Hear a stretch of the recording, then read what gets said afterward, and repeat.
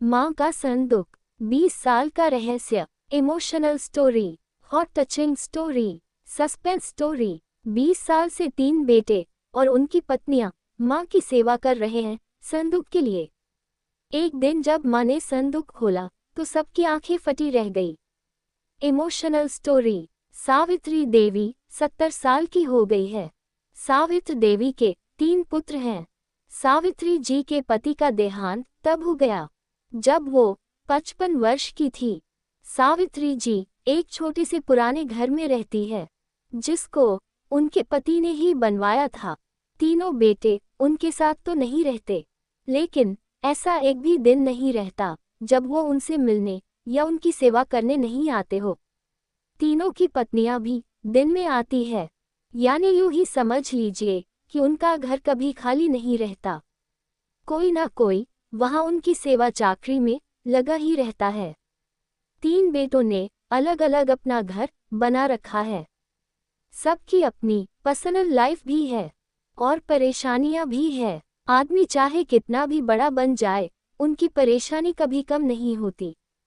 अमीर से अमीर इंसान को भी ये परेशानी होती है कि वो अमीर कैसे बना रहे। तीनों बेटों ने कई बार जिद भी की कि माँ उनके साथ जाकर वहाँ रहें, लेकिन उन्होंने कहा कि वो यही रहेगी, उसी घर में, उन्हें और कहीं चैन नहीं आता है। आप ऐसा बिल्कुल मत सोचिए कि यह तीनों बेटे बड़े सुपुत्र हैं, इसलिए यह अपनी माँ की सेवा में लगे रहते हैं। तीनों बेटों को उनसे ज्यादा प्यार या लगाव की असली वजह कुछ और है। वजह है उनकी माँ का एक बड़ा संदूक, एक बड़ा लकड़ी का संदूक जिस पर ताला लगा है। ये संदूक इनके जीवन में बहुत अहम भूमिका रखता है।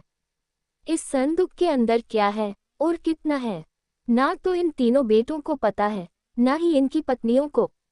बस जब से पिताजी गए हैं, तब से माताजी को इस संदूक की रक्षा करते देखा है, इसलिए इन सभी ने अपने अपने अनुमान लगा रखे हैं। न ही अनुमान, बल्कि इन्होंने तो एक आस लगा रखी है कि इस संदूक के खुलते ही यह क्या क्या करने वाले हैं। सावित्री जी उस संदूक को छोड़कर कभी नहीं जाती, कभी जाती भी तो अपने कमरे में बड़ा ताला लगाकर ही बाहर निकलती, और वो सिर्फ थोड़ी देर में ही वापस आ जाती। 3 बेटों और उनकी पत्नी की उस संदूक पर नजर ना जाने कब से है। सबने अपनी तरफ से अपनी अपनी कोशिश भी करके देख ली माँ को अपने साथ अपने घर ले जाने की, ताकि माँ के साथ उनका संदूक भी वहां से हिल सके। और फिर जाहिर सी बात है, जिसके घर में माँ रहेगी उसका संदूक। लेकिन सभी एक दूसरे की काट करते हैं। इसकी कृपा है कि माँ के आगे पीछे माँ जी करते ना सिर्फ बेटे बल्कि बहुएं भी चक्कर लगाती रहती है। लेकिन सावित्री जी भी भली भांति अपने बेटों को समझती है। वो जानती है वैसे कि उनकी इतनी सेवा क्यों हो रही है। उनकी सेवा उनके संदूक के कारण हो रही है। उन्हें पता है जिस दिन ये संदूक इनके हाथ आया, उस दिन उनका मूल्य कुछ भी ना रह जाएगा। तीनों भाइयों और उनकी पत्नियों में यह बातें हैं कि माँ के पास न सिर्फ उनका सोना है, बल्कि उनकी सांस का सोना भी इसी संदूक में है। माँ इसलिए इस संदूक की इतनी हिफाजत करती है। सभी अपनी अपनी कहानियां बना कर बैठे हैं। किसी का दावा है कि उन्होंने संदूक को एक बार उठाकर देखा है, वो बहुत भारी है। माँ के कमरे में इन बहुओं ने कई बार सफाई के बहाने संदूक के पास जाने की कोशिश की, लेकिन माँ जी ने उन्हें बार बार टोका और कहा कि इस संदूक से अभी दूर रहो। समय आने पर इस संदूक में क्या है तुम्हें अपने आप ही पता चल जाएगा। आखिर माँ की बात कौन टालता, और वो भी अभी तो कोई भी नहीं। बस उस समय के इंतजार में ये सब माँ का अच्छा बेटा और अच्छी बहू बनने की कोशिश कर रहे हैं। रात में कोई ना कोई माँ के घर में जरूर रुकता, लेकिन माँ जी उसे अपने कमरे में सोने नहीं देती थी। इस तरह सावित्री जी ने इस संदूक के सहारे 20 साल निकाल दिए।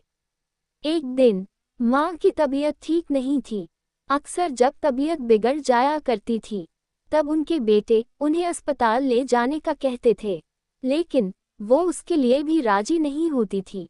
वो कहती थी कि डॉक्टर को यही बुलवा लूं। उनके बेटे ऐसा ही करते थे। इस बार जब उनकी तबीयत खराब हुई तो डॉक्टर ने कहा कि उन्हें अस्पताल में एडमिट करना ही होगा, वरना उनकी हालत खराब हो सकती है और फिर उम्र भी बढ़ती जा रही है। आखिर कब तक ये शरीर साथ देगा? डॉक्टर के यह जवाब देने पर तीनों भाइयों को दुख से ज्यादा उत्साह दिखाई दिया। उनकी पत्नियों की आंखों की चमक साफ दिखाई दे रही थी। सावित्री ने उन्हें कमरे के बाहर खुशफुस करते सुना। तीनों इस बात पर चर्चा कर रहे थे कि मां के जाने के बाद संदूक में जो भी है वो आपस में बांटा जाएगा, सबको बराबर बराबर मिलेगा। सावित्री जी ने जब ये सुना तो उनको अंदाजा लग गया कि अब समय हो गया है इन सब को ये बताने का कि आखिर इस संदूक में क्या है। उन्होंने आवाज लगाकर अपने तीनों बेटों और बहू को अंदर बुलाया। सबने आते ही कहा, माँ अस्पताल चलते हैं, आप वहां जाकर ही ठीक होगी। माँ ने कहा कि पहले वो जान लो जिसके लिए तुम सब इतने सालों से चक्कर लगा रहे हो, उसके बाद तुम्हारी मर्जी। इस संदूक में तुम तीनों के लिए मेरे पास कुछ है जो मैं तुम्हें आज देना चाहती हूँ। माँ ने अपने तकिए के नीचे से एक चाबी निकाली और धीरे से खड़ी होकर संदूक को खोलने के लिए नीचे झुकी। वहां खड़े सभी बेटे और बहुओं की धड़कन तेज थी। आज उनके बरसों का इंतजार खत्म हो रहा था। माँ ने संदूक खोला। संदूक में 3 अलग अलग कपड़ों में लपेटकर कुछ रखा हुआ था। सबकी आंखें बड़े आश्चर्य के साथ उस संदूक की ओर ही थी। माँ ने कपड़े में लपेटा हुआ सामान आकर उठाने को कहा। तीनों बेटों ने एक एक सामान उठा लिया और उसे खोलकर देखा। कपड़ा खुलते ही कमरे में मौजूद हर एक इंसान का मुंह फटा का फटा रह गया। उन कपड़ों में से निकला एक भारी पत्थर। तीनों के हाथों में था एक एक पत्थर। यह क्या माँ, इतने दिनों से तुम इन पत्थरों को संभाल कर रखी हुई थी और हमें बेवकूफ बना रही थी। हमने सोचा तुमने गहने संभाल कर रखे हैं। माँ ने कहा, मैंने तुम्हें कब बेवकूफ बनाया? और गहने तो थे, बहुत थे, लेकिन कब, किसके लिए, कितने बेचे, इसका मैंने हिसाब नहीं रखा। जब तुम्हारे पिता आखिरी समय में थे तब हमारे पास कुछ नहीं था। तुम तीनों ने शादी के बाद ऐसा मुंह फेरा। क्या तुम्हें पता है कि किस अभाव में उनका अंतिम समय गुजरा? पर उस समय भी उन्होंने तुम्हें कुछ नहीं कहा। उन्होंने उस समय भी मेरा सोचा। उन्हें पता था कि उनके जाने के बाद उनके बेटे मेरे साथ भी यही करने वाले हैं। इसलिए उन्होंने मेरे लिए इस संदूक का उपाय खोजा। देखो कितना सही उपाय दिया था।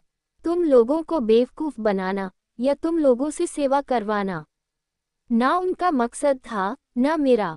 वो तो चाहते थे कि उनके जाने के बाद मैं अकेली ना रहूं। बेटे मेरे साथ हो, मेरी आंखों के सामने, बस यही इच्छा थी। अब मैं शायद ज्यादा दिन ना रहूं, इसलिए मैंने तुम्हें सच बता दिया।